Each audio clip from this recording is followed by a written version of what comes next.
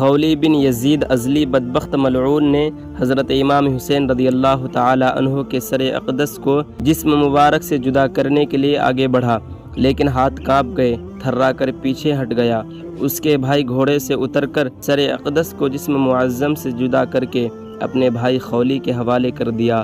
بعض مورخین کہتے ہیں کہ شمر مردود کو کوڑی تھا، اس نے سر مبارک کو کاٹا۔ سرکار دو عالم صلی اللہ تعالی علیہ وسلم نے فرمایا تھا کہ میں نے خواب میں دیکھا ہے کہ ایک کتا میرے اہل بیت کے خون میں منہ ڈالتا ہے۔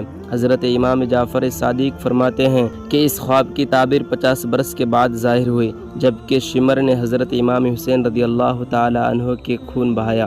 حضرت محمد بن عمر بن حسن فرماتے ہیں کہ ہم کربلا میں حضرت امام حسین کے ساتھ تھے۔ آپ نے شمر کو دیکھ کر فرمایا، اللہ اور اس کا رسول سچا ہے۔ رسول اللہ صلی اللہ تعالی علیہ وسلم نے فرمایا تھا، ایک کتے کو دیکھتا ہوں جو میرے اہل بیت کے خون میں منہ ڈالتا ہے۔ کتابوں میں آتا ہے کہ حضرت امام حسین رضی اللہ تعالی عنہ کے جسم مبارک پر 33 زخم نیزوں کے اور 40 زخم تلواروں کے تھے، اور آپ کے پیراہن شریف میں 121 سوراخ تیروں کے تھے۔ ظالموں نے میدان کربلا میں آپ کا سارا سامان، آپ کا جبہ، پاجامہ، نعلین، عمامہ مبارک، چادر، زرہ، انگوٹھی، تلوار وغیرہ لوٹ لیا۔ قاتلان حسین ہر سال اس سامان کی نمائش کرتے ہیں، اس کے بعد بھی سنگ دل بدبختوں کا جذبہ بعض و عنا ختم نہ ہوا۔ بدبختوں نے حضرت امام حسین کے جسم مبارک کو گھوڑوں کی ٹاپوں سے پامال کر کے ریزہ ریزہ کر ڈالا۔ اس شقاوت قلبی و سنگ دلی پر زمین کانپ اٹھی، عرش الہی تھرا گیا، زمین و آسمان خون کے آنسو رو رہے تھے۔ شجر و حجر سے نالا و شیون کی صدائیں بلند ہوئی، جنو انس اور ملائکہ آسمانی میں صف ماتم بچھ گئی۔ حضرت امام حسین نے اپنے نانا کے ساتھ کیا ہوا وعدہ پورا کر دیا اور دین حق پر قائم رہ کر اپنا کنبہ اور اپنی جان راہ خدا میں ایسی ثابت قدمی کے ساتھ نظر کی جس کی مثال نہیں ملتی۔ کربلا میں آل رسول صلی اللہ تعالی علیہ وسلم پر وہ ظلم عظیم ہوا تھا جس پر زمین و آسمان خون کے آنسو روئے اور کائنات پر تاریکی چھا گئی۔ اسرا ازدیہ یہ فرماتی ہے کہ جب حضرت امام حسین رضی اللہ تعالی عنہ کو شہید کیے گئے، آسمان سے خون برسا۔ صبح کو ہمارے مٹکے، گھڑے اور دیگر سارے برتن خون سے بھرے ہوئے تھے۔